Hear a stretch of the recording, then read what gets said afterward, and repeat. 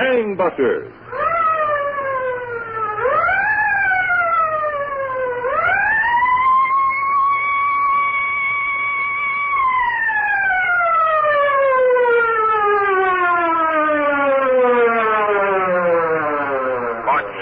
Short, stout, 56-year-old man who wears glasses and false teeth and is interested in astrology and crossword puzzles. More to follow on Gangbusters Clues. Gangbusters, the only national program that brings you authentic police case histories, has asked John J. Sullivan, retired, former Deputy Commissioner and Chief of Detectives, New York Police Department, to narrate by proxy tonight's case. Commissioner Sullivan. There's been a good deal in the newspapers recently about wiretaps, Gangbusters listeners. Tonight's case deals with an official telephone tap granted by the courts to enable the police to fulfill a function as important as the solution to a crime, which is the prevention of one. It began in New York City late one summer afternoon when Detectives Lawrence Barton and Frederick Dorset, attached to an outlying precinct, were walking along a street in the Upper Bronx following their tour of duty. Hey, Larry. What? The fellow that just got off that bus. The tall man, Fred? No, the guy in the lumber jacket, walking just ahead of him. Yeah? Wasn't he in the lineup when we covered it last week? I can't tell. Can't get a good look at his face. Heavy features, big nose, wide-set eyes. Maybe that traffic light will hold him.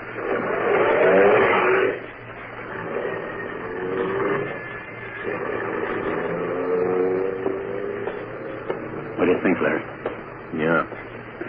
He's a burglary suspect. Long record, 3 or 4 convictions. Can't remember his name. Wasn't he on parole? I don't quite recall, Fred. Well, if he is, he's breaking it. He's going into that bar. Feel like a beer, Freddie? Yeah. Beer might taste good at that.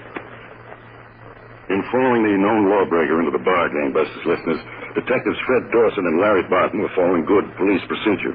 Criminals are seldom lone wolves, and it is important to establish and identify the places in which they meet to plan their crimes. The man they'd seen in the lineup was ordering a drink as Dorset and Barton took their positions a few feet from him.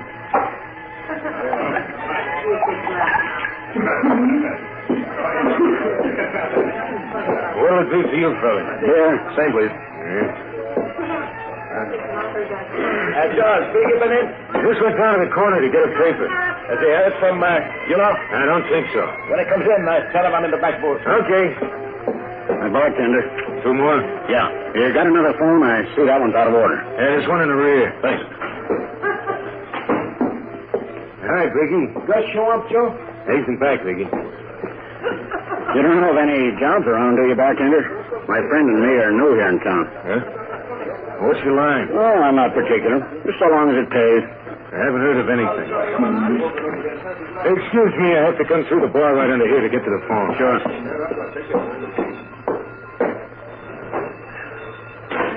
Hello? Yeah, hang on. Gus? For you. Hello? This is Gus. Well, we should have been waiting for you. Biggie, make us something look... I thought the sign said the phone was out of order, bartender. Must have been some at the phone exchange or something. I guess we fixed it. Okay. I'll talk to Biggie about it. We'll give you a call. Probably take a day or 2. Sure. Yes, so long. Want me to take the out of order sign down for you, bartender? No. No? Well, what's the difference? There's another phone on the joint. This keeps the line open in case someone wants to call in. A few minutes later, Detectives Dorset and Barton left the Bronx bar. But instead of separating and going to their respective homes, they went by subway to the Bureau of Criminal Identification at Center Street in downtown Manhattan. There, while Fred Dorset checked the mug file, Larry Barton checked the alias file. Got him yet, Fred? Yeah. He's on parole, all right. Gus Sickle. 9 arrests, 3 convictions. All burglary and robbery. You find anything? There's one biggie in the alias file, a man named Albert Toller. Here's a card. Well, sir. Larry, you can't say Albert Biggie Toller hasn't devoted his life to his work. 1948, robbery, suspended sentence. 1949, robbery, drew 2 years. 1951, mugging suspect. Couldn't make it stick. 5 more. They're casing a job, Freddie. Yeah, they sure are. You think they want this third guy in, whoever he is? It figures. It'd be nice to get a good arrest on these guys, wouldn't it? One where we got them cold and there's no way they can get out of it. Yeah. 17 arrests between them, only 4 convictions. Would be kind of helpful to get a good arrest on these bums. Gangbusters listeners, there's something you must understand about policemen. When an officer makes an arrest, he must be sure it's a proper one. This is a safeguard set up by our Constitution and one we must protect. A check with Gus Sickles' parole officer revealed that Sickle was working as a mechanic's helper in a garage. And the next morning, Detectives Dorset and Barton met with Lieutenant Richard Jackson, commanding officer of their squad. Sickle and Toll are using this bar as a hangout, Lieutenant. They've got an out-of-order sign at one of the public phone booths. The phone works. That's right, Lieutenant. Gus Sickle received a call on it. He expects it. You better get back in there, boys. But you better make it look good. Oh, I did the talking before, Lieutenant. What'd you say? No one in town, looking for a job, that sort of thing. Same for Larry. Fred took the lead, Lieutenant. I let him go. That sounds all right. Fred, supposing you go back, be complaining about the fact that your pal has got onto a job that you still haven't. You're willing to try anything. Maybe if you hang around enough, buy a few drinks, say you're running out of money, as long as you got it, you spend. Easy come, easy go, you know. You might be able to learn something. Could I draw some money for that, Lieutenant? If I bought drinks, as long as it'd kill me. Yeah, I guess I could get you $25 for that, Fred.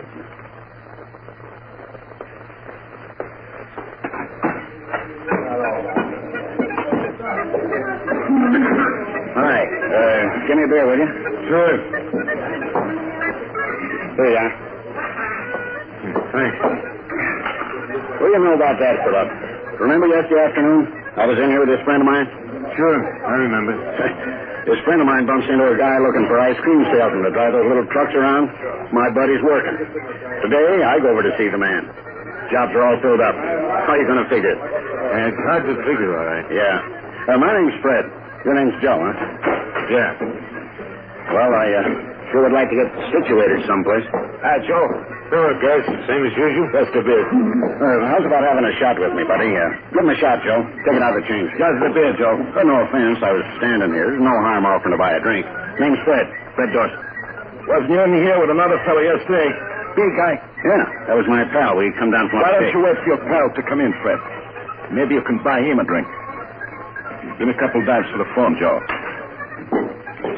Jesus. Not very friendly, is he? No, they're not very friendly here. Well, I guess I'll make a call. Well, why don't you do that, buddy? Somebody that'll shoot the breeze with you. Someplace else.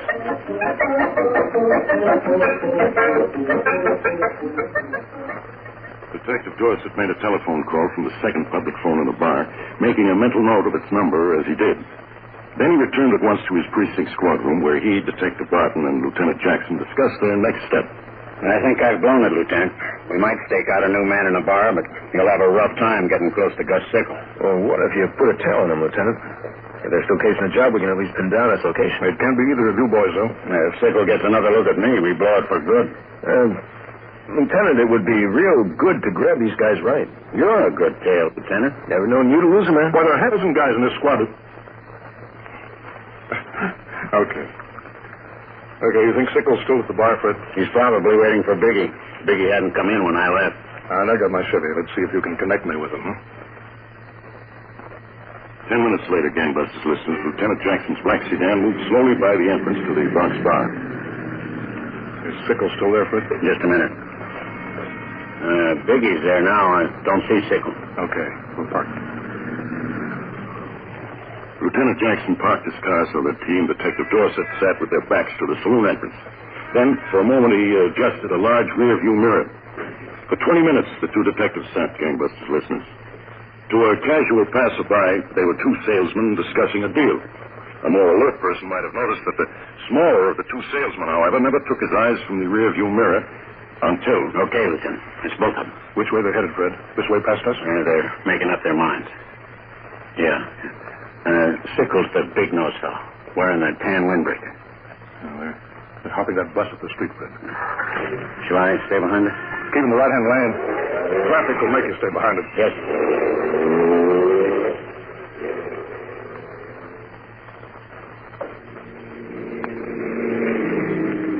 You're moving down to the front of the bus, Lieutenant. About to get off, I think. Okay, get ahead of it. Right along here, Fred. Take the car back to the station, Fred. Yes, sir. You and Larry wait for me there. Yes, sir. It's locked.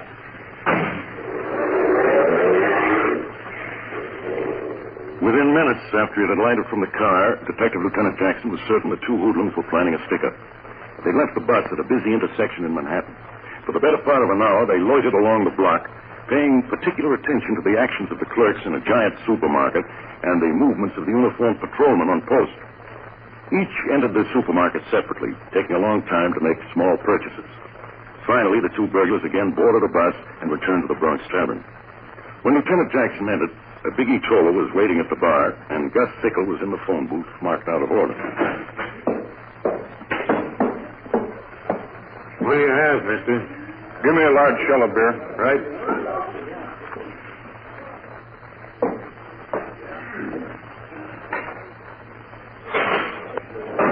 Okay. You want? Yeah, we'll look into it. Goodbye. What do you think of that, Biggie? Think of what? On the phone he told me. He don't like the fella. Don't like nothing about it. He's got a brand new idea. Right down, Guy. After all that work, he says no. So he says no. We gotta have him or we got nothing. Hey, Joe. Yeah, Biggie? Throw a couple of beers over the back booth, will you? Hey, right away. You want I should throw you another, mister? No, thanks. I gotta get along.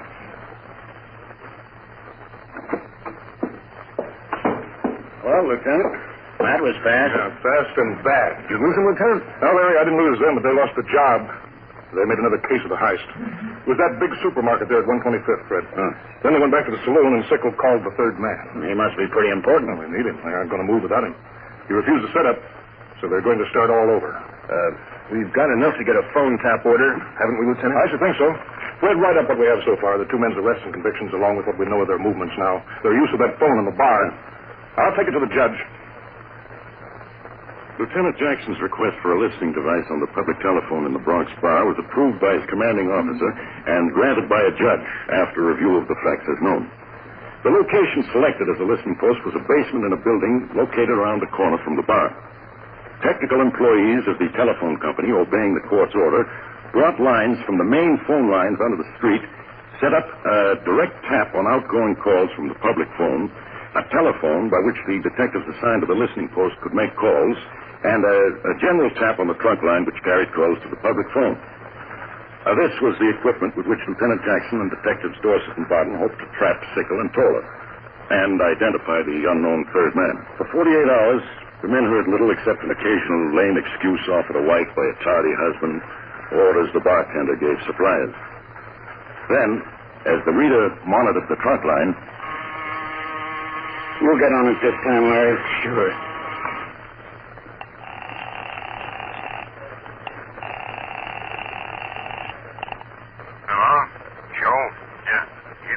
Slobs around, Joe? Not now. Maybe it's up Gus was in a while earlier. I ain't seen him. How they doing on that thing I give him? You're right, Larry. They ain't talked about it much yet. You'll handle the car, Joe? Yeah, Merle. Now, this is going to be a real cinch if it works out the way I said it. That's Merle Flesh. Yeah, I'll try it. Okay. And you tell Gus or Biggie to call me when they come in. Well, I think the lieutenant might like to hear about this. Huh, Larry? Brother. If that's Merle Clint. Back to Gangbusters in a moment. Monday night on most of these same CBS radio stations, Mr. Keene, tracer of lost persons, takes on the case of the man who talked too much. When a loquacious inventor spills too many beans about his new invention, death seals his lips, and Mr. Keene is called on to probe the killing. Remember, it's Monday night on most of these stations, Mr. Keene, tracer of lost persons.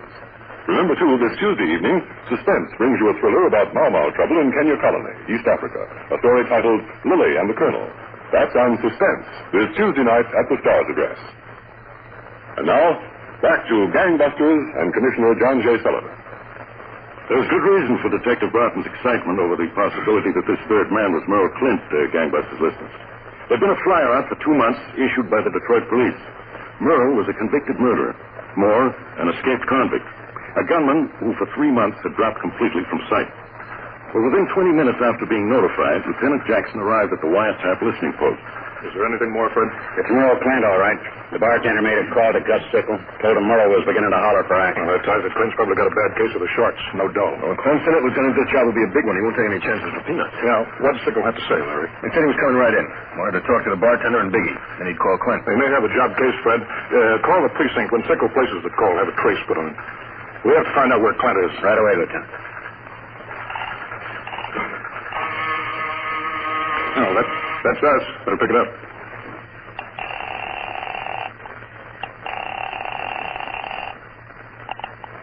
Yeah? This is Biggie, Joe. Gus around? Not yet. Well, tell him I got tied up. But the guy in the place agrees he'll go along the way we said. Now, wait a minute, Biggie. Gus is coming in now. Just tell him to call Merle Clint, Joe. I'm coming on in. Keep the line open, boys. There'll be more. They're setting the deal. Sure. Hey, here they go. Yeah.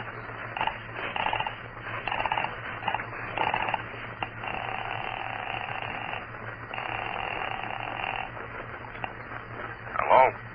Gus Sickleville. Well, I gotta hand it to you. This job's gonna be a cinch. How about Biggie and me coming out to a talk? You don't come within 5 miles of this place, Gus. Been too good a stash for me. You got everything set?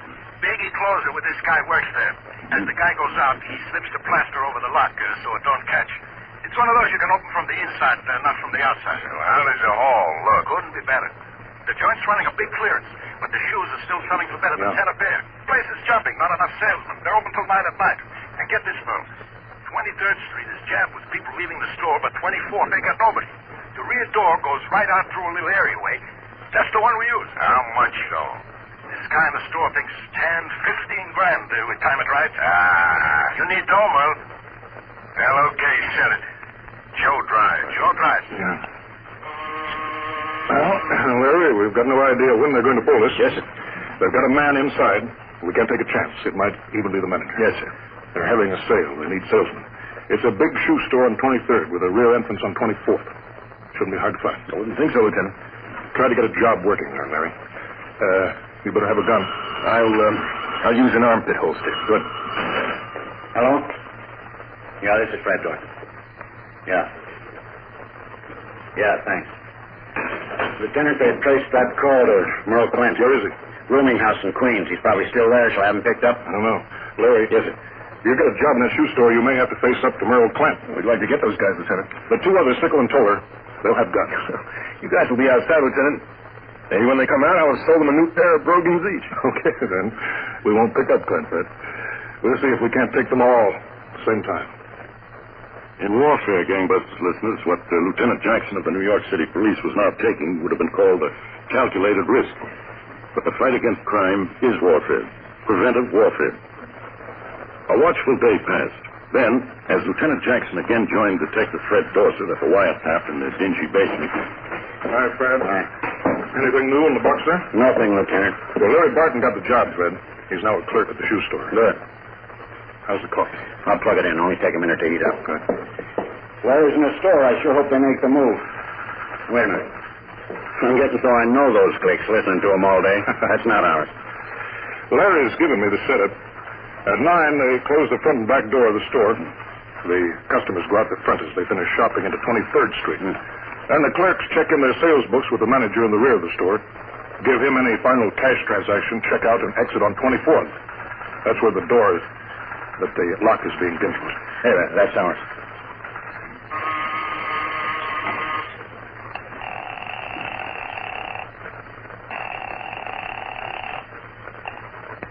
Hello? This is Merle Clint, Joe.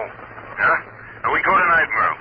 But, Merle, I ain't moving on this unless I know you're handling the gun. I'm handling the gun, Joe. Okay, then I'll be there with the car. Good boy, Joe. Remember, I told you we'd come out on 24th Street. The car will be at the corner of 8th Avenue. Right. Yes, sir. I'm there at 9:20. No later. There are 22 clerks working at there, and he left when we go in. They better not get in the way. I'm set for 9:20, Merle. Well, this is the business, Fred. So what's the time? 10 or 9. Can we get word of warning to Larry? He's in that. Oh, sorry, he has no idea what they're up to. We'll blow it again if we go in and talk to him. Maybe if I went in to buy some shoes. It's a ladies' shoe store. Well, if we get one of the gals in the department. We never get to there in time. We'll just have to hope that Larry doesn't try to stop him. Fred, get on the phone to the captain. We'll let those bums go into the store, then block off traffic on 24th Street. We'll need 2 patrol cars, one at each end of the block. I got the commanding officer of the precinct in that area alerted. He can have 4 men there to help. Okay, you can turn that doodad off. We got work to do. Some moments later, inside the shoe store, Detective Larry Barton, fully aware of the plans, but not knowing of the timing, was busy acting out his role of shoe salesman. Well, they're attractive. And you can't beat them at the price, man. I just don't know about that shade of red, though. But you have something a little darker, more of a maroon. Ma'am, the store is closed. It has been for 10 minutes. Well, if you had something darker in that style, I'm sure I'd take them. Well, you see, the management objects to going for new stock after the store's closed. Now, if you'd like to drop in tomorrow... Those men are coming in there. They've got guns. Quiet, lady.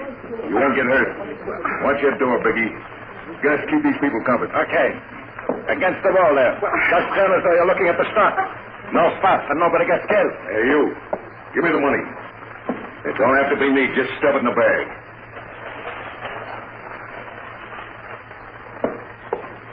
Okay. Now just keep standing that way until you count to 100. There's going to be a guy watching. The first one moves gets it. All right, Gus. Okay, Biggie? Hey, there's something wrong here, Merle. Look in the street. Hasn't been a car or person moved since we came in. All right, keep him covered, Gus. Hey, they know about the job. They got the street blocked. What are we going to do? 23rd Street. Crowds will keep them from shooting. If anyone gets in the way, hey, you back. Police officer, hit the deck, everybody! They're making for the front. Stop them! Larry? Yeah, Lieutenant. You all right? Shoulder, I think. Snubbed. Yeah, don't try to move, boy. Get him, Lieutenant. We got him, Larry. We got him good. Beth Sickle and Albert Biggie Toller, both wounded in the gunfight, were brought to trial and recovery and are now serving maximum sentences. And the city of New York cheerfully surrendered Merle Clint to the Detroit police. In New York, he would have been convicted for armed robbery and assault with intent to kill. But in Michigan, he was already convicted for life. Thank you, Commissioner John J. Sullivan, retired, of the New York City Police Department. And now, Gangbusters Nationwide Clues, broadcast every week to assist American police in their war against the underworld. Attention, Gangbusters listeners. Maintain vigilance for Patrick Eugene McDermott, a convicted murderer sought by the FBI for unlawful flight to avoid confinement. Listen carefully to his official description. Patrick McDermott, age 56, 5 feet 4 1/2 inches, 172 pounds. Brown eyes, sometimes wears glasses. Brown hair, gray. Medium complexion. May work as a hospital technician, machinist, barber, or composer of crossword puzzles. This fugitive has a 1-inch scar over left eyebrow. Tip of left index finger is amputated. Has tattoo of red and blue bulldog head, right forearm. Has complete set of upper and lower dentures. He is interested in astrology and composes crossword puzzles. McDermott reportedly carries a snub-nosed revolver in right coat pocket. Consider him dangerous.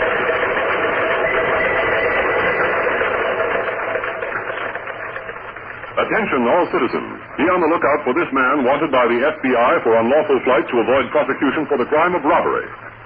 Herbert Dennis Bechtel, Bechtel, age 37, 5 feet 7. 175 to 80 pounds.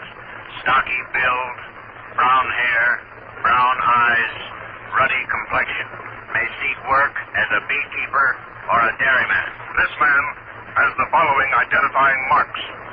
A 2-inch scar on chin, nails on left ring finger marred, 6-inch scar on back of left leg, all of left heel amputated, causing limp. He may be wearing mustache and long sideburns, and have hair dyed and artificially waved. Caution. Bechtel may be armed and has reportedly stated that he will not be taken alive. Consider him extremely dangerous. If you have any information concerning these clues, notify your local police, the nearest office of the Federal Bureau of Investigation, or Gangbusters at once. Tonight's Gangbusters case was written by William L. Stewart and directed by Leonard L. Bass, with Jack Orrison, Bill Lipton, and Wendell Holmes in leading roles. This production was supervised for CBS Radio by Jerry Danzig. Art Hannah speaking.